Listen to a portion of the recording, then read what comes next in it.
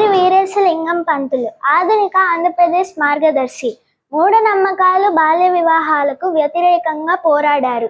1881 December 11న ఆంధ్రప్రదేశంలో మొదటి వితంతు వివాహం జరిపించారు.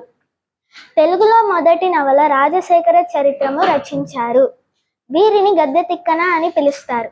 స్త్రీ విద్య కోసం పాఠశాలలు స్థాపించి సంఘ సంస్కరణోద్యమాలకు పునాది వేశారు.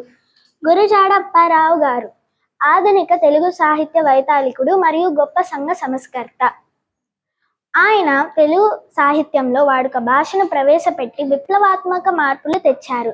ఆయన రచించిన కన్యాశుల్కం నాటకం మరియు దేశమును ప్రేమించుమన్నా అనే దేశభక్తి గీతం తెలుగు ప్రజలలో ఎంతో స్ఫూర్తిని నింపాయి.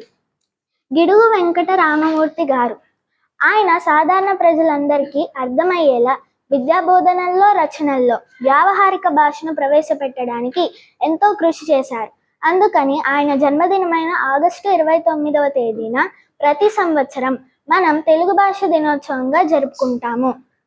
ఆయన గొప్ప భాషావేత్తగానే కాకుండా ఉపాధ్యాయుడిగా, చరిత్రకారుడిగా మరియు శాసన పరిశోధకుడిగా తెలుగు సమాజానికి ఎనలేని సేవలు అందించారు. ధన్యవాదాలు.